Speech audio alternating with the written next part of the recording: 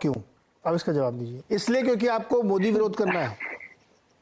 नहीं, देखिए नीरज जी, कुछ चीजें जो होती है परंपराओं से चलती है, कुछ चीजें जो चलती है वो संविधान के प्रावधानों से चलती है।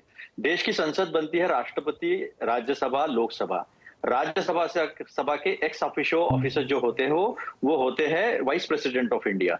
जो भी काउंसिल ऑफ मिनिस्टर जो है उनके एडवाइस, एड एंड एडवाइस पे प्रेसिडेंट काम करते हैं। स्टेट में गवर्नर जो है वो गवर्नर उनके एड एंड एडवाइस पे काम करते हैं क्या काउंसिल के। लेकिन क्या प्रेसिडेंट जो अहम है, तीनों दलों के प्रमुख है, वो उनके साइन के बगैर कोई भी युद्ध डिक्लेयर नहीं हो सकता।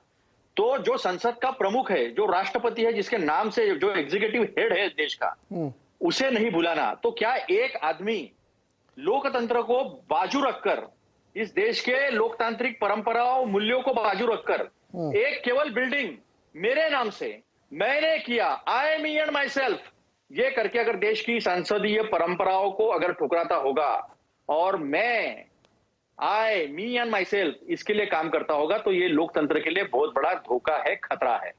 तो मुझे एक बात बताइए, उन्हें प्रेसिडेंट को बुलाने में क्या हर्ज था? क्या प्रेसिडेंट का सम्मान नहीं है? प्रेसिडेंट साइन नहीं करेंगे तो कानून बन जाएगा? सस्पेंस वेटो भी होता है प्रेसिडेंट के पास। तो जो परंपरा और मूल्य, प्रेसिडेंट ने कोई डिस्प्लेजर व्यक्त किया है क्या? या कोई नाराजगी जाहिर की उन्होंने क्या? अब चूंकि टेक्निकल बहस पे आप आ गए, इसलिए टेक्निकल बहस पांडे जी, एक मिनट रुको आप। उन्होंने कहा कि ऐसा मेरे को नहीं बुलाया, मेरा अपमान हुआ। ऐसा है कि प्रेसिडेंट ने नहीं बोला तो क्या विपक्ष नहीं बोल सकता? क्या विपक्ष is not a part of parliament, part of a governance? विपक्ष को अगर लगता है कि इस देश के परंपरा और मूल्यों का हनन हो रहा है, इस देश के राष्ट्रपति के जो मूल अधिकार है उसका हनन हो रहा है, तो राष्ट्रपति नहीं बोलेंगे, इसका मतलब विपक्ष नहीं बोल सकता। तो आप क्या इस देश के परंपराओं को आई मी एंड माई सेल्फ में बर्बाद न्यौछावर कर देना है? इसका जवाब मैं लूंगा। आई मी एंड माई सेल्फ में न्यौछावर कर देना है? अरे सुनो ना, मैं ये जवाब इनसे भी लूंगा। आपने तय कर लिया 19 पार्टियों सहित कांग्रेस ने कि वो इसमें नहीं जाएंगे उद्घाटन में। डन डील है ना यहाँ पे? हाँ, बस एक ही 10 सेकंड। इस देश में एक ही आदमी है, एक ही इंसान है जो हरदम करेक्ट होता है। इस देश में एक आदमी जो है वो गले मिल ले तो भी बहुत बड़ी बात हो जाती है, फोटो डाल दे तो भी बहुत बड़ी बात हो जाती है। इस देश में इसके पहले भी प्रधानमंत्री हुए हैं, लेकिन ऐसा तो व्यवहार नहीं हुआ। रेगन भी छतरी लेकर और दरवाजा खोलते थे राजीव गांधी के लिए। तो आई मी एंड माई सेल्फ, एक आदमी के ऊपर लोकतंत्र न्यौछावर नहीं किया जा सकता। प्रधानमंत्री आएंगे, प्रधानमंत्री जाएंगे। रुकिए सर, अब जवाब एक बिल्डिंग है, संसद नहीं होती है, उसके कुछ परंपरा है। अरे तो जब आप इतना गौर उसको मान रहे हैं तो उसको इवेंट में भी चले जाइए ना। आप तो खुद ही उसको इतना बड़ा बना रहे हैं। वो एक बिल्डिंग नहीं है, एक संस्था है, अपील है। आप एक तरफ करें, वो बिल्डिंग खाली नहीं है, तो फिर जाना चाहिए ना। पांडे जी जवाब दीजिए इनकी बातों का। संसदीय परंपराओं का तानाशाही मानेंगे क्या? तानाशाही मानेंगे हम? चले जाना है, फिर हल्ला कर रहे हैं। अतुल जी, अब उन्होंने मुझसे सवाल पूछा, जवाब दीजिए आप। सबसे पहले जो इन्होंने कहा, इन्होंने जो भी बातें कही, इन्होंने पूरा समय जो है ना मोदी जी को गाली देने में व्यतीत कर लिया। इनको मुबारक हो। ये कह रहे हैं कि राष्ट्रपति का अतुल जी प्लीज पूरी बात उनकी सुन लीजिए ना, फिर आप जवाब दीजिए। बहुत बढ़िया आदमी, आप मित्र है मेरे, ऐसे मत करिए। सुनिए, ये देश में जो प्रथम राष्ट्रपति थी राजेंद्र प्रसाद, उनके नेहरू जी ने क्या किया था वो कहूंगा, कोशिश करूंगा कि अभय जी बोले, मैं बोलूंगा ज्ञानी जैल सिंह के साथ ये राजीव गांधी नाम का था जिसने 10,000 सिखों का कत्लेआम कराया, उसने कैसे ज्ञानी जैल सिंह के साथ ट्रीटमेंट किया राष्ट्रपति के साथ, जरा वो बता दो। और ये परंपरा देखिए, हम कांग्रेसी परंपरा को हम नहीं मानते हैं। हमने भारत की परंपरा है, हम राम की परंपरा के आपको जो सही लगते हैं, आपको जो सही लगता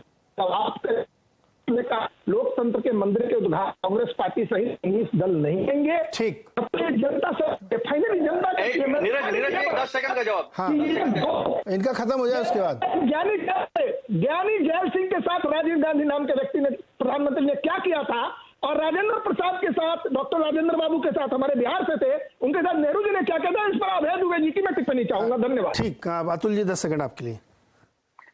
ऐसा है कि डॉक्टर राजेंद्र प्रसाद ने जब पूरे दौरा देश दुनिया का दौरा करके आए थे, तो डॉक्टर राजेंद्र प्रसाद ने बिना कैबिनेट के लिए खुद प्रशंसा कर भारत रत्न जो है वो नेहरू जी को दिया है। ये भाजपा के लोग कभी समझ नहीं पाएंगे। इन्हें पता ही नहीं है देश का संविधान, पता नहीं राजीव जी ने देखा या नहीं देखा है। राजीव जी ने संविधान देखना चाहिए। संविधान में सारा गीता का सार और और महाभारत का और हमारी परंपरा और संस्कृति जो है, सुनो ना बौखलाते क्यों? बौखलाते क्यों? राजीव आप एक सवाल पूछा, जवाब दिया आपको। पांडे जी जब वो बोल रहे तो आप क्या है संसद? पांडे क्या है? सुनिए अरे के लोगों को पांडे जी, अरे राजीव पांडे जी और अतुल जी, देखिए ये डिबेट आप लोग कर रहे हैं लेकिन सुन रहे हैं 140 करोड़ लोग, हाँ, तो इसलिए उनको तय कर दीजिए कि जब आपका डॉज कर रहे हैं नहीं कर रहे हैं। अतुल जी संक्षेप में 10 सेकंड। अभी तो घरेन जी चुपचाप बैठे मुस्कुरा रहे हैं, उनके बाद जाना। हाँ, तो सबसे अहम बात यह है कि मैंने राजेंद्र प्रसाद जी और इनका क्या था ये भी बता दिया। ज्ञानी जैल सिंह ने पोस्टल बिल जो है उसको सस्पेंस वेटो में वेटो किया था, ये शायद इन्हें पता नहीं है। तो एक कन्फ्लिक्ट होता रहा है, जो एक दूसरे के बीच में व्यवहार है वो अधिकारों का, एक मिनट, अधिकारों का इस्तेमाल भी होता रहा है। ये परंपरा है कांग्रेस की। इन्होंने संविधान देखा नहीं है? महाभारत के, गीता के, रामायण के, सारे धर्मों के, जैन धर्मों के, सारे धर्मों के उद्धरण जो है वो उद्धरण जो है वो कॉन्स्टिट्यूशन में है, जो मेन प्रश्न जो है वो उसमें, तो इन्हें पता ही नहीं है इन्हें परंपरा और क्या मूल्य है। ये तो बस व्हाट्सएप यूनिवर्सिटी से जो आता है ऊपर से, ठीक वहीं से बात करते हैं। घनेंद्र जी, घनेंद्र भारद्वाज जी, आप लोग भी नहीं जाएंगे 19 को 28 तारीख को?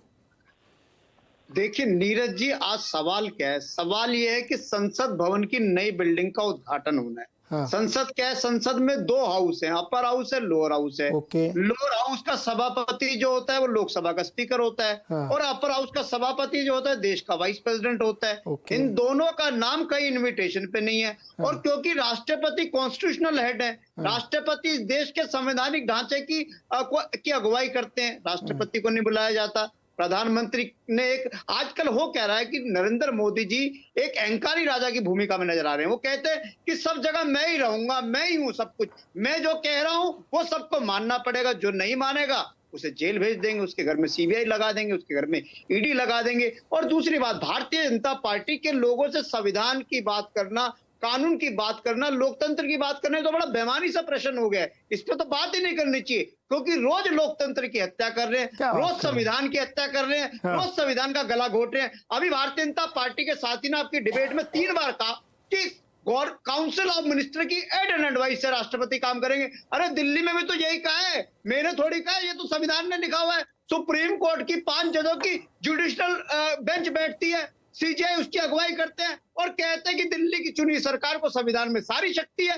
ये कागज का टुकड़ा लेके आते हैं और दिल्ली सरकार की शक्तियां छीन लेते हैं, सुप्रीम कोर्ट को ठेंगा दिखा देते हैं, संवैधानिक बेंच के निर्णय को पलट देते हैं। अरे देश लोकतंत्र संविधान से चलेगा, गुंडागर्दी तानाशाही से थोड़ी चलेगा।